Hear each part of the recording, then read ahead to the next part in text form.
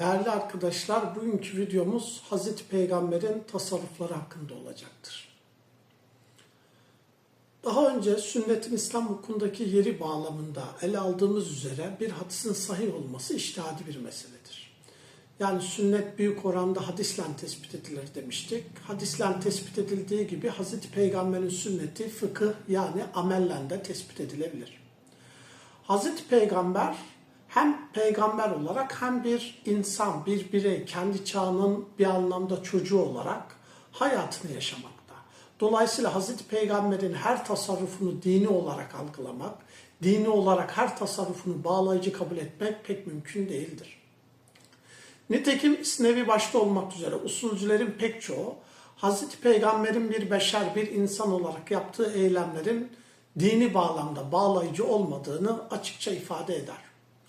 Dolayısıyla Hazreti Peygamber bir insan olarak diyelim ki kılık kıyafet başta olmak üzere o günün şartlarında yaşadığı, yaptığı bütün davranışlar sonraki nesiller için üsve-i hasene olarak algılanmamakta, bu anlamda ona tabi olmanın gerekliliği kabul edilmemektedir. Yaygın olarak bir hadis sahihse fıkhın ona göre inşa edileceği, ona göre bina edileceğine dair bir algı vardır. Bu bağlamda bir söz İmam Şafii'ye nispet edilir. İzâ sahal hadisu fehuve mezhebi. Bu Şafii'nin dışında diğer 3 mezhep imamına da nispet edilen bir söz olmakla beraber bu cümlenin inşa fonksiyonu taşıdığı, yani bir hadisi sahih olarak kabul ettiklerinde bütün hukukçular tarafından o hadisin dikkate alınacağına dair bir algı söz konusudur.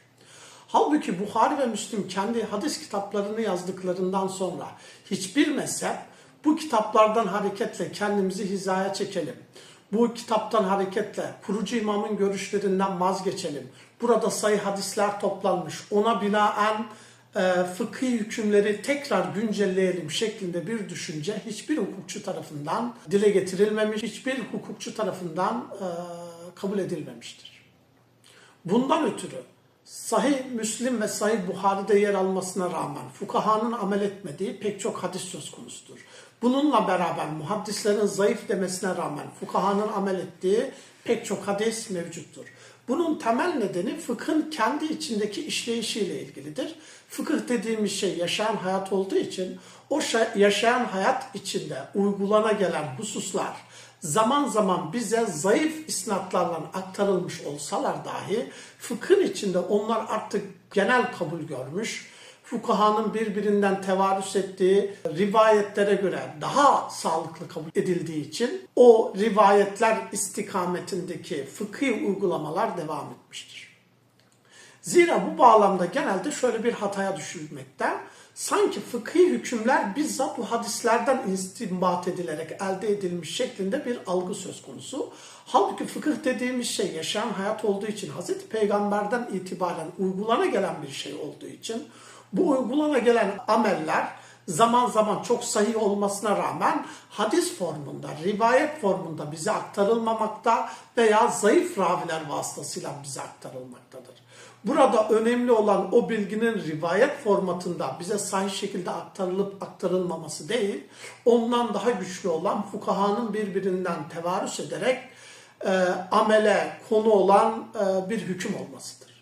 Hazreti Peygamber'in tasarruflarını tasnif eden pek çok hukukçu söz konusudur. Bunların başında da İz bin Abdüsselam, Karafi, İbn Aşur gibi farklı pek çok usulcü veya hukukçu dediğimiz alimler vardır.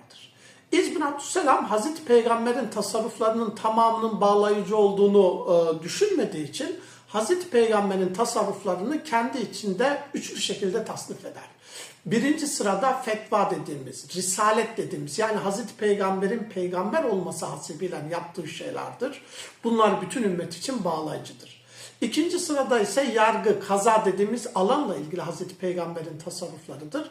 Her yargıyla ilgili her mesele kendi şahsına özgü, kendi durumuna özgü olduğu için bunların diğer davalar için bir anlamda bağlayıcı olmadığı, her hakimin her meseleyi kendi içinde değerlendirip sonuca bağlayacağını düşündüğümüz için bunlar ümmet için bağlayıcı değildir. Üçüncü olarak Hazreti Peygamber'in bir devlet başkanı olarak yaptığı tasarruflar vardır. Bunlar da ümmet için bağlayıcı kabul edilmez. Nitekim pek çok sahih hadiste yer alan bazı bilgiler veya hükümler bazı fukaha tarafından veya fakihlerin büyük çoğunluğu tarafından, zaman zaman tamamı tarafından dikkate alınmamışlardır. Örneğin Hazreti Peygamber'in men ahya ardan meyyiteten fehiyele, her kim ölü bir araziyi ihya ederse onundur. Yani bu hadiste vurgulanmak istenen husus şudur. Diyelim ki herhangi bir arazide siz bir araziyi ihya ettiniz, etrafını çevirdiniz, ağaçları ektiniz. O arazi sizin olur. Evet, eski toplumlarda, özellikle köylerde bu uygulamanın yaygın olduğunu söyleyebiliriz. Hazreti Peygamber'in yaşadığı bölgelerde de Mekke ve Medine başta olmak üzere o bölgelerde büyük oranda kasaba özelliği taşıyan bölgelerdi. Dolayısıyla Hazreti Peygamber'in vurguladığı bu ifade bir devlet başkanı olarak söylenen ifade olarak kabul edilmiş. Özellikle Hanifiler tarafından bu hadis dikkate alınmamış, yani bağlayıcı kabul edilmemiş. Ancak devlet başkanı maslahat görmesi durumunda böyle bir karar alacağını ifade etmişlerdir. İmam Malik'e de aynı soru sorulduğu zaman kendisi şehir merkezlerinde bunun uygulanamayacağını, bunun ancak şehir dışında, köylerde, civarlarda bu hükmün uygulanabileceğini savunmuştur. Karafi de hocası İbn Abdüsselam gibi Hazreti Peygamber'in tasarruflarını tasnif etmiş. Bazı eserlerinde İbn Abdüsselam'da olduğu gibi üçlü şekilde tasnif ederken bazısında ise fetva ve tebliğ birbirinden ayırarak dörtlü şekilde tasnif etmiştir. Yani Karafi fetva, tebliğ, kaza ve imamet şeklinde Hazreti Peygamber'in tasarruflarını tasnif etmiştir. Burada da mevzu bahis edilen husus şudur. Yani Hazreti Peygamber'in bir devlet başkanı olarak yaptığı tasarruflar var. Bunun da ötesinde Hazreti Peygamber bir insan olarak da yaptığı tasarruflar var. Bunların tamamının bağlayıcılığı olduğunu düşünmek pek uygun değildir. Örneğin Hazreti Peygamber tıpla ilgili aktardığı bazı bilgiler söz konusudur. Hazreti Peygamber bir tabip değildir. Tabip olmadığı için de hastalandığı zaman kendi hastalığını bizzat kendisi teşhis edip ilaçlar falan hazırlamamakta. Bunun için Hazreti Ayşe'den aktarılan bir rivayet söz konusudur.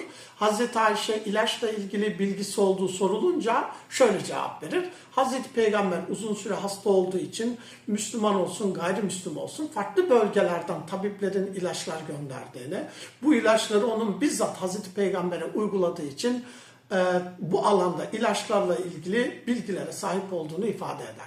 Hazreti Ayşe'nin tıpla ilgili bilgileri Hazreti Peygamber'den aldığını söylememesi, Hazreti Peygamber hastalandığı zaman gayrimüslim dahi olsa tabiplere, doktorlara başvurması ve onların hazırladığı ilaçları kullanması Hazreti Peygamber'in tıpla ilgili bilgisinin çok sınırlı olduğunu göstermektedir. Bununla beraber At-Tıbbun Nebevi dediğimiz bir literatür ortaya çıkmıştır. Zaman zaman deve sidiği başta olmak üzere sineğin bir kanadında hastalık, diğer kanadında şifa olduğu veya zaman zaman otlarla ilgili Hazreti Peygamber'den aktarılan pek çok rivayet veya tarihi anekdot söz konusudur. Bunların tamamı Hazreti Peygamber'in o günün şartlarında tıp bilgisine dair elde ettiği bilgilerdir. Yani Hazreti Peygamber kendi döneminde tıp bilgisi olarak ifade edilen bilgileri de kullanmakta, ifade etmekte.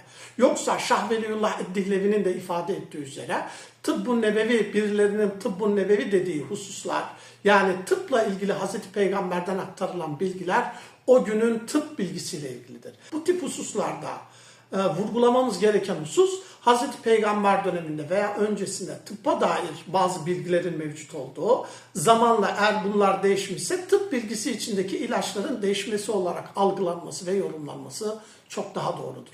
Nitekim daha önce televizyon kanallarında deve sidiği ile ilgili bir tartışma söz konusu olmuştu.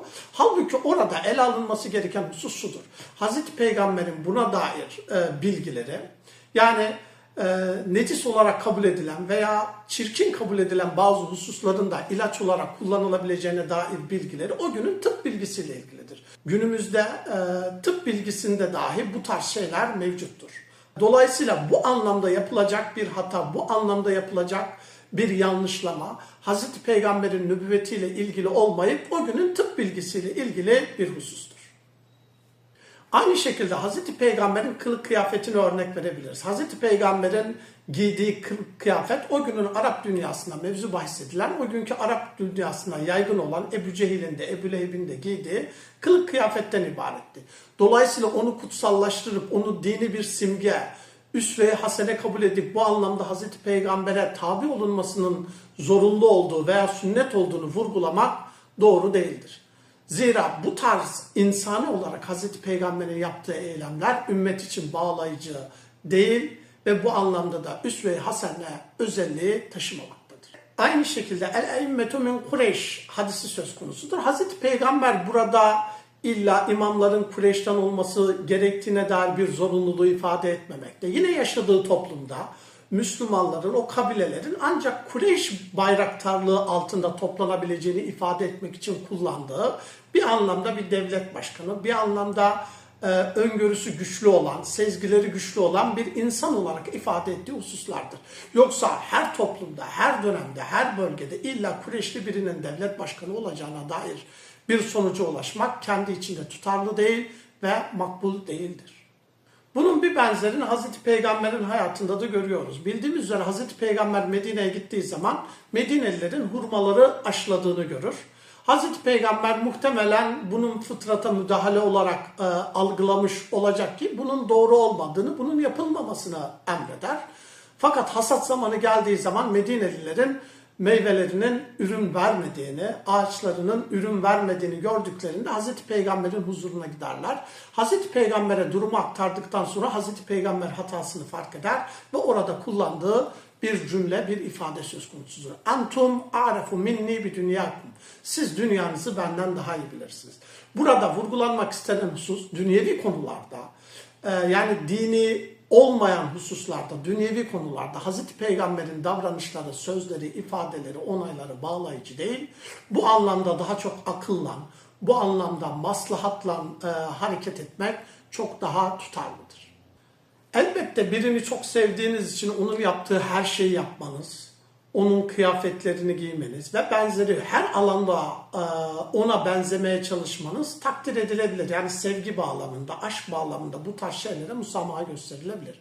Fakat dinin bağlayıcı yönü itibariyle değerlendirmek gerekirse bu tarz hususların bağlayıcı olmadığı, bu tarz insani olarak Hazreti Peygamber'in yaptığı eylemlerin ümmet için bağlayıcı hükümler olmadığını ifade etmemiz gerekir.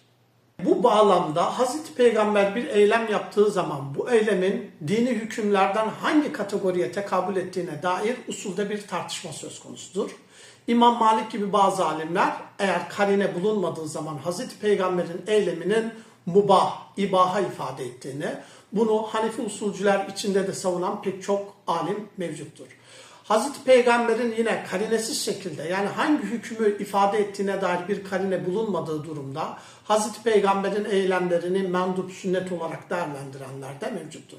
Bazı alimler ise Hazreti Peygamber'in eyleminin her türlü hükme muhtemel olduğunu, dolayısıyla ancak karinelerden hareketle bir sonuca ulaşabileceğini ifade ederler.